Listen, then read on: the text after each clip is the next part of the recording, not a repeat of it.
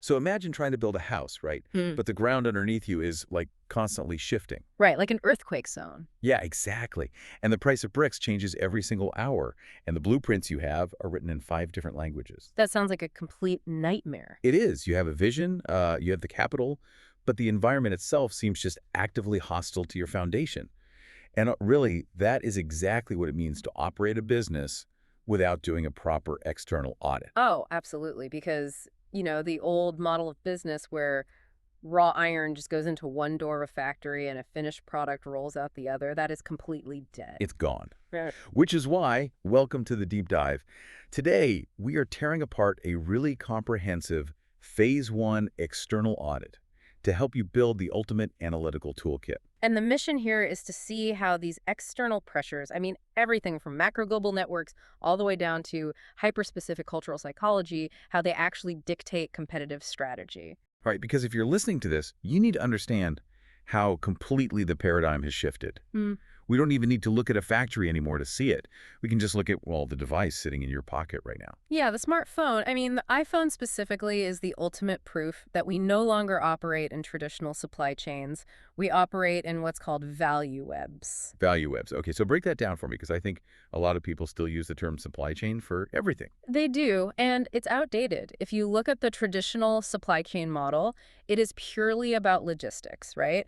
It's moving boxes. Getting stuff from point A to point B. Exactly. It's getting the right product to the right place at the right time for the lowest possible cost. Right. Now, obviously, that's an operational necessity. You have to do that, but it doesn't give you a strategic moat anymore. Everyone can move a box. Right. So where did we go from there? Well, the evolution from that was the value chain. That focused on where you actually add value to a raw material. Oh, like taking a raw coffee bean and roasting it so you can charge a premium. Precisely. But the phase 1 audit data we're looking at highlights a much more radical shift to something called the demand chain. Okay, a demand chain.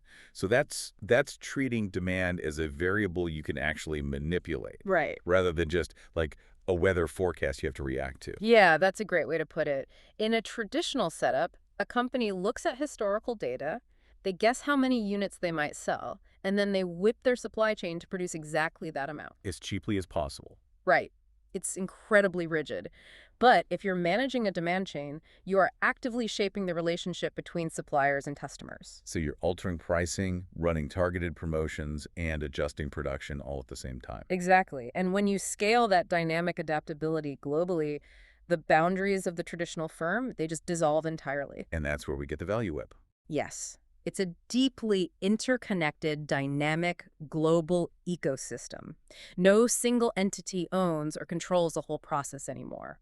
Firms specialize hyper-specifically and enter into these fluid, trust-based relationships. So back to Apple. I mean, Apple manufactures roughly, what, 220 to 230 million iPhones a year, Yeah, somewhere in that ballpark. which, if you do the math, that is almost 7 phones every single second. It's staggering. But the crazy part is Apple doesn't really make them. I mean, the design happens in California, sure, but the physical reality of the device spans multiple continents and involves hundreds of independent firms. The geography of this web is just wild. Right. You have extraction happening in totally different geopolitical hemispheres. You need bauxite for aluminum, you need cobalt and nickel for the batteries. Don't forget the rare earth elements like neodymium for the speakers. Right. And this raw extraction is managed by massive mining conglomerates in, like, Africa, Australia, and Chile. And then, that raw dirt has to be chemically refined. It needs semiconductor-grade purity, which relies heavily on specialized chemical firms in Japan, companies like Shinetsu. Right. So from Africa and Australia to Japan. And then it moves to Europe, right, to ASML. Yes, to build the lithography machines that can actually print the microscopic circuits. And those machines are size of buses. And then they go to Taiwan, to TSMC, to fabricate the A-series processors. Exactly. And we haven't even touched on the OLED screens. From Samsung and LG. Right, or the camera sensors from Sony. It's just massive. Finally, all of these millions of disparate, hyper-specialized components converge, usually at contract manufacturers like Foxconn and Pegatron in China, and increasingly Tata Electronics in India for the final assembly. And notice, at no point in this web does a single country or single company control the entire industrial ecosystem. Right. Which leads me to the billion-dollar question here. Okay, let's hear. If a dozen countries and hundreds of separate companies are doing all the physical labor, extracting the resources, refining the chemicals, snapping the screens into place. Why does Apple take almost all the profit? Ah, that is the crux of it. Because the companies doing the physical building are operating on razor-thin margins. If the value web is so decentralized, how is the wealth so incredibly centralized? Because the value in the modern global economy is no longer in the physical manufacturing. It's not. No, manufacturing has been commoditized. I mean, the incredible precision required to build 7 phones a second is a miracle of engineering, absolutely. But strategically, it is low-margin work. Wow. Apple captures the value because they control the intellectual property, the software ecosystem, the branding, and most importantly, the direct relationship with the consumer. So they act as the orchestra conductor. Exactly. They dictate the rhythm of the entire value web without having to own the instruments. They own the demand chain. Yeah. They control the consumer's desire, which means they can dictate terms to the entire supply web behind them. That's exactly it. And the takeaway for you listening to this is profound, I think. You have to ruthlessly analyze where the actual value is generated in your specific industry. Yes. It is rarely where the heavy lifting happens. It is almost always in the intangible control of the ecosystem. And, having that global perspective is the only way to really understand what happens when you take a business and drop it into a specific, highly volatile local market. Right, because the local market isn't a vacuum either. Exactly. If the global value web is the orchestra, the local macro environment is the concert hall. I love that analogy. Thanks. But here's the thing. You can have the greatest global strategy in the world, but if the concert hall is on fire, the orchestra cannot play. Yeah, that makes sense. Which brings us to the granular PESTEL impact matrix. Okay, so PESTEL, that stands for political, economic, sociocultural, technological, environmental, and legal factors. Right? You got it. And for this deep dive, we are specifically analyzing the business ecosystem of Pakistan based on this Phase 1 audit. And this matrix is fascinating to me because it maps these external factors on a 5-point scale for both impact and uncertainty. Right. Impact is how hard the factor hits the bottom line. And uncertainty is how impossible it is to predict. Exactly. And the data from this external audit reveals a business environment that is essentially a dual-speed reality. Let's look at the 55 threat levels first. Okay, so these are factors with maximum impact and maximum unpredictability. Right. The first 55 is political stability and governance. Now, analyzing this purely from a business risk perspective, we're completely stripping away any political commentary here. Right. We're not taking sides, just looking at the data. Exactly.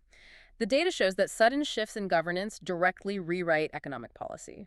A change in administration can mean overnight shifts in taxation, import tariffs, and foreign direct investment regulations. So if I'm a multinational or even just a local heavy manufacturer, I can't really forecast my capital expenditure when the regulatory ground can just fundamentally shift without any warning. Exactly. The uncertainty is a 5, which makes long-term planning incredibly fragile. Wow. Okay, so I look at the second 55 threat, and to me, this is the ultimate company killer. Exchange rate volatility. Yes.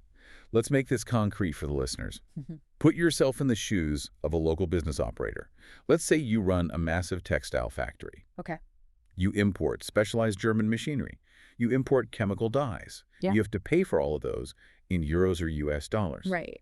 But your primary revenue comes from selling the finished garments in the local market in Pakistani rupees. I see where this is going. If the rupee devalues by, say, 20% against the dollar in a single month, which, by the way, the data indicates is a highly realistic scenario, your cost of goods sold just exploded by 20% instantly. And you cannot pass that 20% price increase onto the local consumer overnight without completely destroying your demand. Right. You're caught in a fatal squeeze.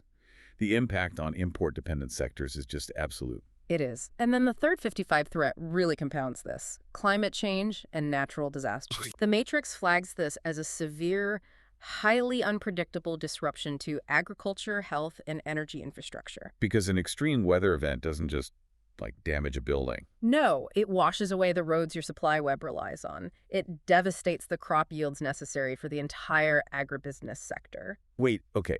So if I'm looking at this external audit, and I see a 5 out of 5 for political unpredictability, a 5 out of 5 for currency collapse, and a 5 out of 5 for environmental disasters, Yeah. why would any capital stay in this market? I mean, why wouldn't investors just flee? It sounds like a guaranteed way to lose your shirt. It does sound like that. And if you only looked at the macro risks, capital probably would flee, but you have to look at the structural counterweights. Okay, the silver linings. Exactly. The matrix highlights these factors that have a massive impact of 5, but a very low uncertainty, like a 2. So they hit hard, but they're highly predictable. Yes. And the most powerful of these is the demographic youth bulge. Demographics are destiny. Always. And they're highly predictable. We know exactly how many millions of young people are entering the Pakistani workforce and consumer class over the next decade. So it's essentially a massive guaranteed pipeline of future demand. Exactly. For a consumer goods company, an edtech startup, or a digital financial service, this is a target adjustable market that is expanding rapidly. The impact is a 5, and the uncertainty is only a 2. Wow. Okay, so that offsets the risk. Yes. You also have urbanization trends driving predictable demand for infrastructure, fast-moving consumer goods. Plus, you have the inflow of remittances from overseas citizens. How does that score? That has an impact of 4 and an uncertainty of 3. This provides a baseline of foreign exchange and consumer purchasing power that isn't completely tethered to the domestic economic engine. Okay, so the strategy then is this sort of bizarre balancing act. Well, you have to build an operational structure that is completely defensive. Right. Hedging currency, diversifying local suppliers just to survive the 55 shocks. But simultaneously, you're building an aggressive product pipeline aimed entirely at capturing that 52 demographic boom. That's exactly it. You are playing for the youth bulge, but you have to survive the exchange rate to actually get there. Right. And to capture that demographic, to actually sell them anything, you have to understand their psychological baseline. Oh, absolutely. The macro environment dictates the risks, but the culture dictates the acceptance of your product. Which brings us to the National Cultural Audit, based on Gear Hosted's dimensions. Yes. And this is honestly where multinational strategies usually go to die. Because they assume human behavior is homogenous globally. Exactly. They copy-paste a marketing plan from Chicago and wonder why it fails in Lahore. Right. Let's look at the acoustics of this concert hall, because the data on Pakistan's cultural operating system is wildly different from a Western baseline. Let's start with individualism versus collectivism. Okay. This dimension measures whether the society prioritizes the I or the we. Right, and for context, the U.S. typically scores in the 90s here. It's a hyper-individualistic society. Right. But Pakistan scores a 14. Wow, a 14. Yeah, a score of 14 indicates a profoundly collectivist society. Personal needs and ambitions are entirely subordinate to the needs, goals, and harmony of the in-group. Which is usually the extended family, right? Yeah. Or the clan. Exactly. In a culture with a 14, loyalty to the group is paramount. It often overrides formal societal rules, corporate regulations, or even individual financial incentives. Okay, think about the implications for human resources and management here. If you take a Theory A management style, The classic American model. right, built on short-term employment, ruthless individual performance metrics, rapid promotions based on individual merit, and highly specialized career paths. If you drop that into a culture that scores a 14 on individualism, It will spectacularly fail. You will just breed resentment. so what do you do instead? You have to shift toward a Theory J, or Japanese model, which aligns much better with collectivism. So focusing on consensual decision-making. Yes.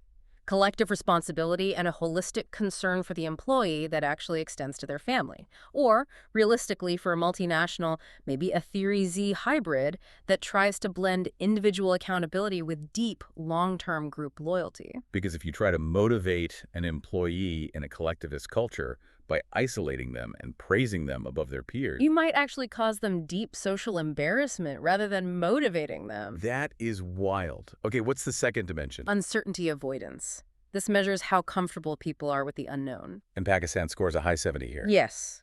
They do not like ambiguity. They prefer rigid codes of belief, highly structured environments, and established routines. Innovation and unorthodox ideas face massive cultural friction. So from a consumer behavior standpoint, a 70 in uncertainty avoidance creates incredibly sticky brand loyalty. Oh, incredibly sticky. The psychological cost of trying a new, unknown product and having it fail is perceived as much higher than the potential benefit of saving a few rupees. So consumers will just stick with legacy brands they trust. Exactly, making the barrier to entry for new competitors exceptionally high. You cannot just launch a product and say, hey, it's new and disruptive. Because disruptive is a negative word in a high uncertainty avoidance culture. Yes, you have to market it as proven, reliable, and trusted by families. Wow. But the data point that absolutely stopped me in my tracks, Yeah. the one that I think completely rewrites how you have to approach this market, is the dimension of indulgence versus restraint. I knew you were going to bring this up. I mean, this measures how much a society allows the free gratification of basic human drives related to having fun and enjoying life. Most countries land somewhere in the middle. Right. The audit data scores Pakistan at a 0, a literal 0 out of 100. It's extreme. A 0 indicates an intensely restrained society.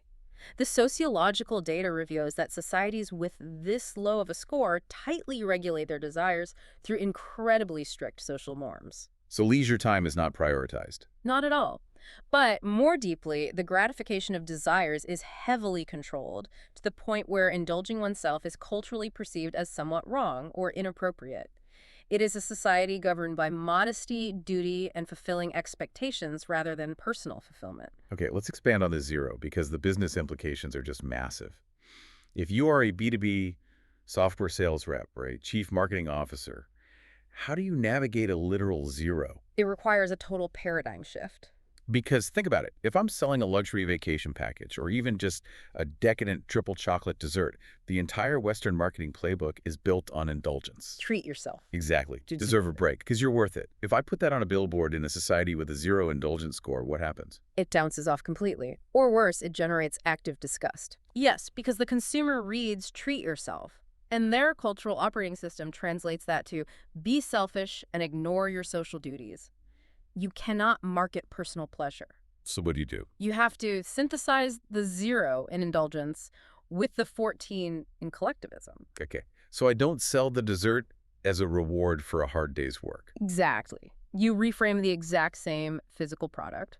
You market that triple chocolate dessert as the ultimate way to honor the guests you have invited into your home. Oh, wow. Right. You market the luxury vacation not as an escape from your life, but as a way to provide an unforgettable educational experience for your children or to celebrate the golden anniversary of the family patriarch. So you shift the gratification from the individual's pleasure to the group's status and the fulfillment of a familial duty. Exactly. The product doesn't change, but the psychological code required to unlock the demand is entirely different. And what about HR? If you have a 0 in indulgence, how do you structure corporate rewards? Yeah. A massive year-end cash bonus meant for a wild weekend in Dubai might not resonate at all. Probably not. You likely have to structure benefits around family health care, education funds for their children, or extended leave for religious or familial duties. You have to reward the group, not just the individual's ego. This is the danger of assuming business is just math. The external audit proves that cultural metrics dictate the survival of financial metrics. Always. Culture eats strategy for breakfast. Okay, so we have the global value web, we have the macroeconomic weather of the country, and the psychological baseline of the culture. Now we really have to look at the actual battlegrounds. Yes, the specific industries. We have to map how different industries survive these pressures. The audit uses Michael Porter's 5 forces and the industry life cycle to map the structural attractiveness of different sectors in Pakistan. And honestly, it's a bloodbath in certain areas. Let's break that down. Porter's 5 forces measures the threat of new entrants, bargaining power of suppliers, bargaining power of buyers, threat of substitute products, and competitive rivalry. Right. And the matrix scores these from 1, being a low threat to profitability, to 5, being a dominant profit-crushing threat. Let's look at the sector the data flags as the most unattractive. Telecommunications. Telecom. It scores an overall 3.6, which in this matrix signifies a highly hostile environment. Very hostile. Why is telecom so hostile? I mean, the barrier to entry is huge. You need billions to build a cellular network, so the threat of new entrants is basically 0. True. But the competitive rivalry force maxes out at a 5 out of 5. It is a zero-sum deathmatch. Why? Because the telecom sector is trapped firmly in the maturity decline stage of the industry life cycle. Meaning everyone who wants a phone already has one. Exactly. Every single viable consumer in the market already has a SIM card. There is no organic growth left in acquiring new, first-time mobile subscribers. Furthermore, the core product data and voice routing has become entirely commoditized. Right. A consumer does not care which brand of cell tower routes their WhatsApp call. They only care about who offers the cheapest gigabyte of data. Exactly. And when you have a commoditized product in a saturated market, you are forced to fight with the bluntest weapons. Price wars. Massive advertising spends just to maintain mindshare and highly expensive customer service retention programs. All of which just destroy your profit margins. You are spending fortunes just to steal a customer from your rival, knowing full well your rival will spend a fortune to steal them back next month. Exactly. The only strategic play in a maturity decline stage with a 55 rivalry is to escape the core product. So you have to diversify. Aggressively. The telecom operators must pivot into mobile financial services, fintech, digital wallets, or exclusive content streaming. They have to leverage their network infrastructure to sell non-commoditized services because fighting over data pricing is a race to the bottom. Okay, let's contrast that nightmare with what the data flags as an attractive market, the IT and software industry. It scores a very healthy 2.8 overall. The forces at play here are completely inverted compared to telecom. The threat of new entrants is actually high, right? Because any kid with a laptop and an internet connection can technically start a software house. Technically, yes. So why is it attractive if anyone can enter? Because the IT sector sits in the growth stage of the life cycle. Demand from the global value web for specialized coding, AI integration, and remote development is expanding exponentially. And unlike telecom data, IT services are highly differentiated. Oh, I see. You can carve out a hyper-specific niche, say cybersecurity for Islamic banking systems. Exactly. You aren't fighting over a homogeneous commodity, you have pricing power. And the supplier power is an incredibly low, rated to 2. And that ties back to that exact demographic youth bulge we talked about earlier. Yes. There is an abundant, constantly replenishing supply of young, eager tech graduates. So in the growth stage, your strategic playbook is entirely different. Completely. You don't care about penny-pinching cost efficiency the way a telecom or a cement plant does. You care about scaling. So you pour capital into customer acquisition, aggressive talent poaching, and brand building. Right. The market is expanding fast enough that you can grow your revenue without necessarily having to cannibalize your local competitors. There's enough pie for everyone. Now, speaking of cement, the audit places heavy traditional industries like textiles and cement in what I call the brutal middle. The brutal middle. I like that. Yeah. Let's look at textiles. It scores a 3.4. And it's trapped by a 5 out of 5 in buyer power. Yes. Pakistani textiles are largely feeding global retail brands. Those global buyers hold all the cards. They demand ruthless cost-cutting and strict, incredibly expensive sustainability certifications. And if a local factory pushes back on price? The global buyer simply shifts the order to Bangladesh or Vietnam in a heartbeat. Wow. So the textile industry is in the maturity renewal stage. To survive a 55 buyer power, you cannot just compete on cheap labor anymore. No, you have to move up the demand chain.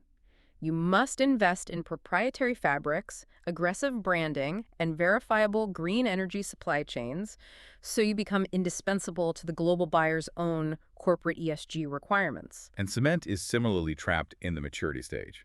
It scores a 2.8, technically as attractive as IT, but it's a completely different game, right? Completely.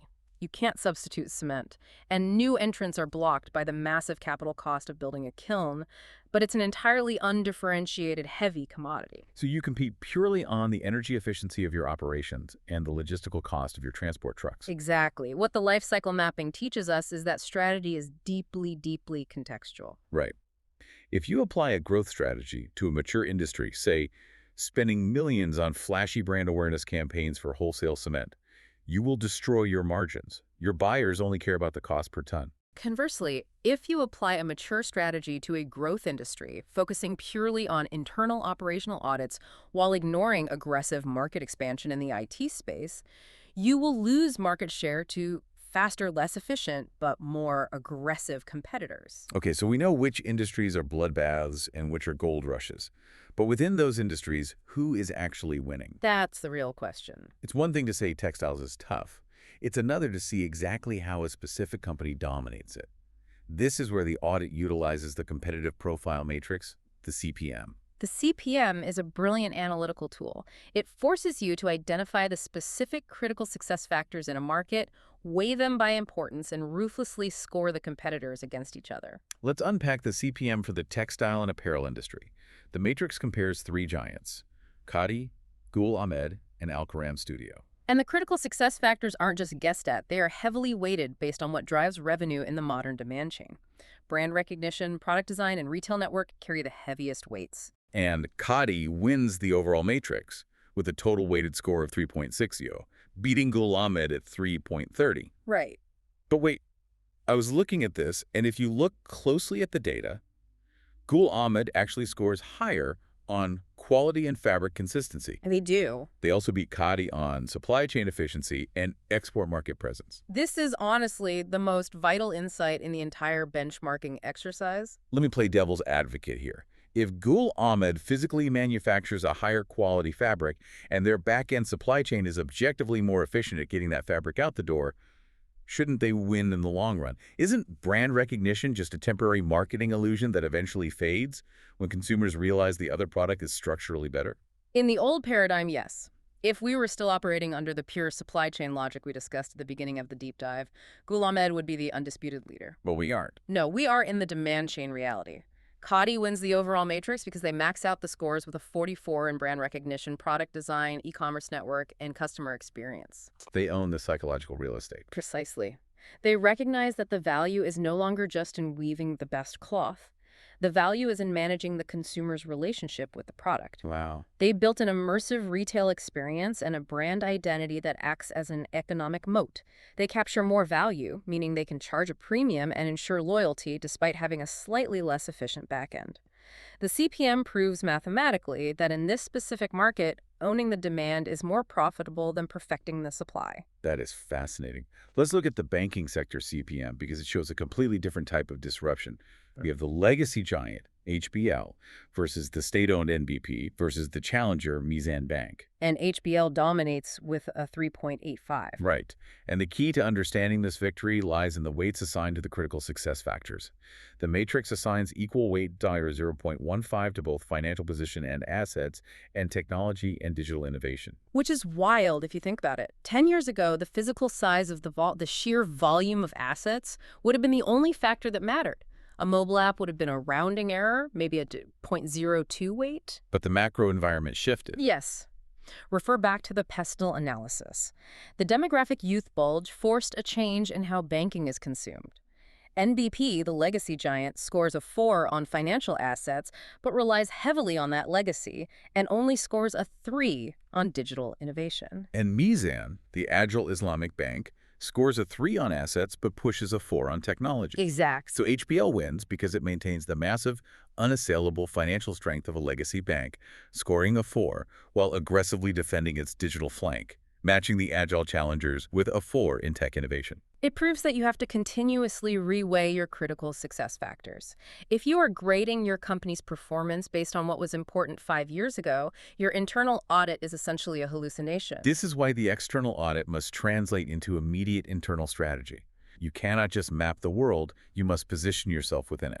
And this transition happens through the external factor evaluation, or EFE matrix. The EFE is where the rubber meets the road. It takes all the macro opportunities and threats we found in the PESTEL and assigns them weights based on how effectively a specific company can respond. In the audit's EFE example for the textile sector, rising global demand for sustainable textiles is given a weight of 0.10 and a rating of 4, yielding a massive weighted score of 0.40. That's huge. Conversely, a threat like rising energy costs yields a 0.3, though. See, this isn't abstract math. If you are the CEO and your AFE spits out a 0.40 for sustainable demand and a 0.30 for energy costs, that matrix is literally screaming at you where to deploy your capital. Yes, it is. It means your entire Q3 strategy must pivot to installing solar panels on your factory roof to blunt the energy threat, while aggressively acquiring green certifications to capture the sustainability opportunity.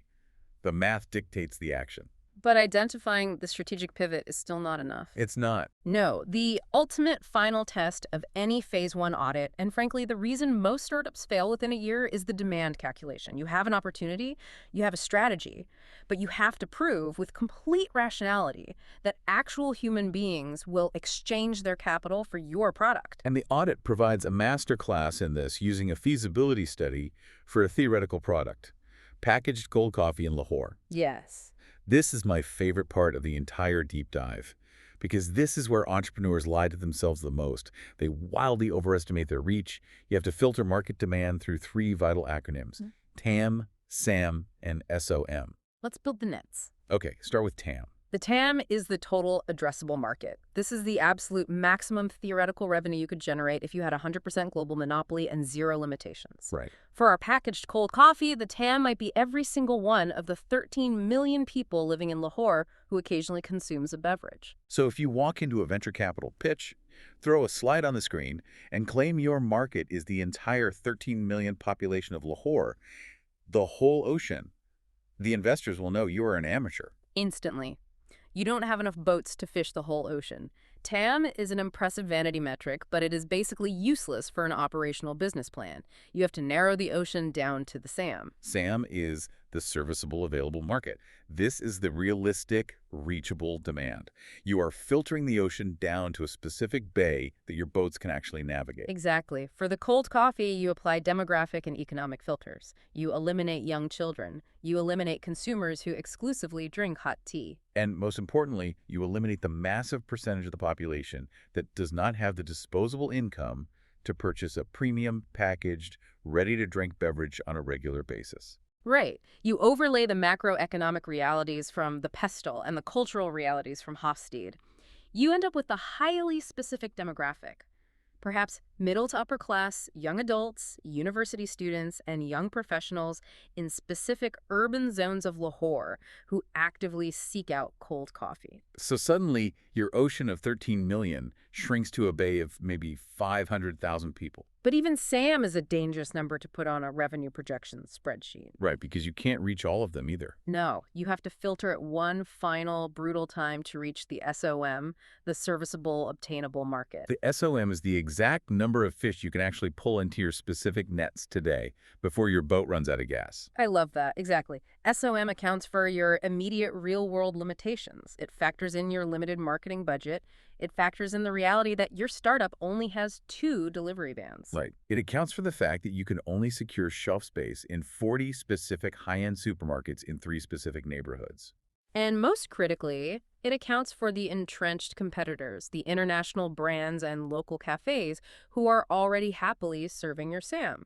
So when you apply all those aggressive limitations, you might realize your SOM for the first quarter is only like 3,000 units a month. And that is complete rationality. If you build your financial model, your cash flow projections, and your supply chain logistics around that highly realistic SAM of 3,000 units, you will survive. But if you build your burn rate, assuming you will capture the SAM of 500,000 within 6 months, you will bankrupt the company before the year is out. The entire purpose of the Phase 1 external audit, from mapping the global value web down to the cultural operating system, is to accurately calculate that SOM. It is a unified theory of business survival. You trace the extraction of your coffee beans through the global value web. You look at the PESTEL matrix to hedge against currency fluctuations, so the cost of your packaging doesn't wipe out your margin. You use the cultural audit to ensure your marketing campaign isn't an offensive display of indulgence, but perhaps a clever nod to the energy needed to fulfill collective duties. Yes. You analyze quarters forces to ensure you aren't walking into a 55 rivalry deathmatch with established cola brands. Yeah. And finally, you calculate your SM to ensure you don't run out of capital before you find your audience. It forces you to realize that you are not operating in a vacuum. A business is an organism trying to survive in a highly complex, often hostile ecology. The companies that thrive are the ones that have mapped every single predator, weather pattern, and resource in that ecology before they take a single step. Which brings us to a final, slightly mind-bending paradox to leave you with. We started this deep dive by saying that operating without an audit is like building a house on shifting ground. Yes, we spent this entire time analyzing the external forces, the weather, the politics, the culture, the supply webs. The assumption built into all of this is that the environment is the master and the business is the subject. The business just has to adapt to survive. Yeah. But look back at the very first example we used, Apple and the iPhone. Apple didn't just quietly adapt to the external environment. Over time, through ruthless mastery of their demand chain, they became so dominant that they actually became the external environment for everyone else. That's entirely true. They dictate the supply chain standards globally. They shape the cultural expectations of technology. They single-handedly force other industries into new life cycles. For thousands of other companies around the world, Apple's decisions are the 55 impact factor on their local PESTEL matrix. They don't just predict the weather. They control it. So as you take this toolkit and analyze your own business, your own industry, ask yourself the ultimate strategic question. Are you just studying the weather so you can build a slightly sturdier house? Or are you engineering the machine that will eventually control the weather? So imagine trying to build a house, right? Hmm. But the ground underneath you is like constantly shifting. Right, like an earthquake zone. Yeah, exactly. And the price of bricks changes every single hour, and the